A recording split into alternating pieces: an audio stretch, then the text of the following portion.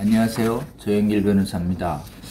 오늘은 그 국가인권위법에 성적지향 삭제 개정안 발의안이 지난주 초에 다시 재발의 됐습니다. 국회의원들이 44명이 서명했습니다. 최초에는 40명 서명하셨다가 일부 의원들이 좀 빼줘야 되겠다 이렇게 해서 다시 좀 철회했다가 2명이 빠지고 다시 6명이 들어가서 최초안보다 사실 발의안 서명자가 늘었습니다. 그리고 또 확인한 바에 의하면 이 발의에 서명하신 국회의원들 이외에 실질적으로는 이게 본회의에 상정되면 이 삭제 개정안에 찬성하겠다라고 하는 국회의원들이 상당수 늘어서 지금 알려진 44명보다 훨씬 더 많은 국회의원분들이 이 삭제 개정안의 취지에 동의하고 있다. 이렇게 지금 알려지고 있습니다.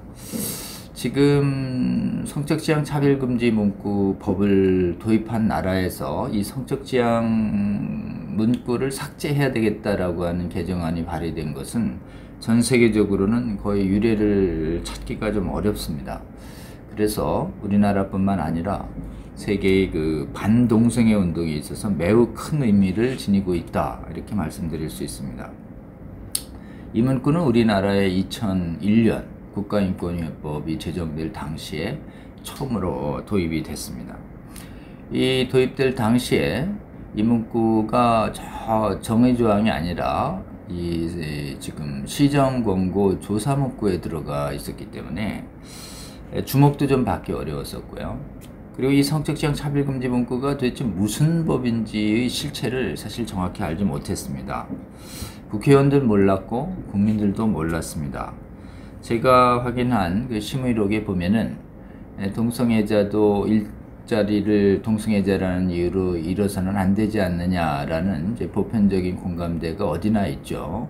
그 무렵에 모 탤런트가 자기가 동성애자라고 커밍아웃한 뒤에 출연을 못하게 되는 이런 일들이 있었습니다. 방송에서. 그러니까 이렇게 동성애자라는 이유로 일자리를 잃지 못하게 해야 한다라는 그런 내용이다라는 취지의 내용만 심의록에 있었고, 이 법이 도입되면 법이 국가재정과 공무원을 이용해서 동성애를 옹호조장할 뿐만 아니라 동성 성행위를 반대하는 견해를 차별로 몰아서 인권침해로 몰아서 처벌되는 그런 법의 근거로 사용될지는 정확하게 이 당시에 알려지지 않았습니다. 저도 이 법이 도입된 지 한 14년 뒤에 2015년도에 어떤 계기로 한국에서 처음으로 제기된 동성애 합법화 소송인 김조광수 영화감독이 제기한 소송에서 저희 동성애 반대 진영에서 급히 변론을 맡아달라는 부탁을 받고 제가 요 사건을 서대문구청을 대리해서 막는 변론 활동을 한 바 있습니다. 이때 이제 동성애 동성혼 운동에 대한 세계적인 활동에 대해서 좀 알게 됐고, 이것이 국내외 국가들과 특히 교회에 미친 해악에 대해서 굉장히 좀 심각한 것을 알게 됐습니다.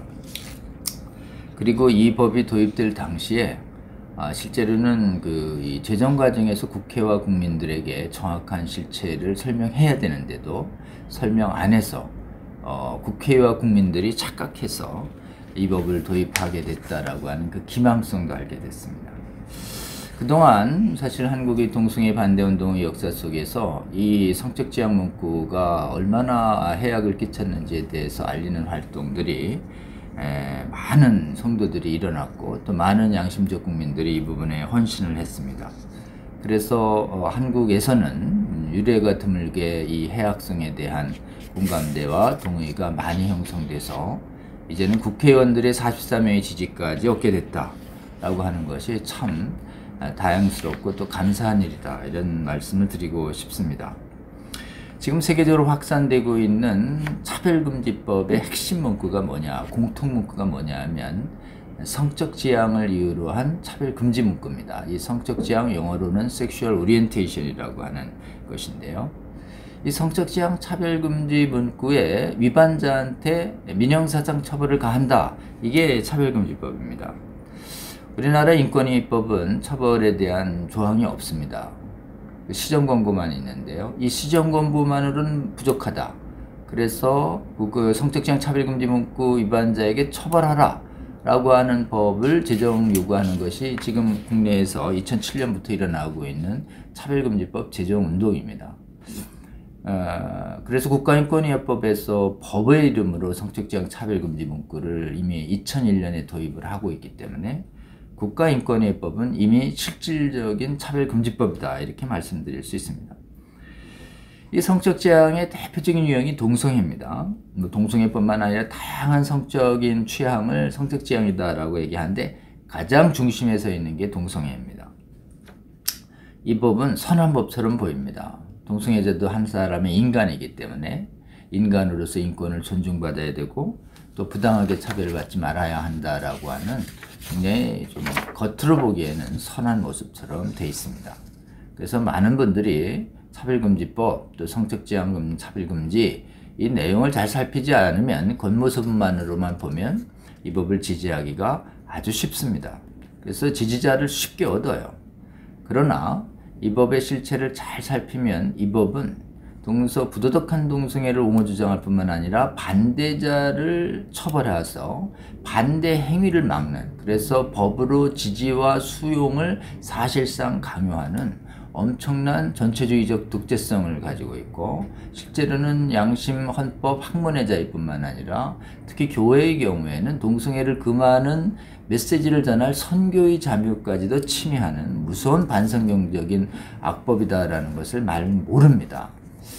예수님이 성경에 거짓 선지자를 삼가하라. 근데 이 삼가하라의 영어 표현이 watch out, 잘 살펴라 이런 뜻입니다. 그 속은 겉은 양의 옷이지만 속은 노력하는 일이다 이런 말씀을 하신 적이 있고, 그 거짓 선지자는 그 열매로 알 수 있다라고 얘기했습니다. 그래서 나무에 비유해서 못된 나무는 나쁜 열매를, 좋은 나무는 좋은 열매를 얻기 때문에 나쁜 열매를, 악한 열매를 얻는 못된 나무는 찍어서 불에 던져야 된다 이렇게 말씀하십니다. 거짓 선지자는 겉이 선한 측면에서 실제는 굉장히 전체주의적인 악법이라는 측면에서 거짓 선지자와 거의 같다라고 할 수 있습니다. 앞으로 저는 5회 정도의 얘기를 통해서 이 성적지향 문구가 얼마나 무서운 법인지 실체를 알리고 위험성을 좀 알리고 또 이거에 대응해서 어떻게 국민들과 또 교회의 성도들이 대응해야 되는지를 여러분에게 좀 설명하고자 합니다. 그래서 결론은 이 무서운 악법, 악한 열매를 맺어가는 못된 나무, 성적 차별금지 문구 개정안, 이번에 대한민국에서는 반드시 삭제에 성공시켜서 다른 나라에도 이 삭제 성공 사례를 전파하는 굉장히 도덕적으로 윤리적으로도 모범적인 나라, 또 성경적으로도 모범적인 나라가 될 수 있도록 하는데 성도들과 국민 여러분들의 적극적인 참여를 당부드립니다. 감사합니다.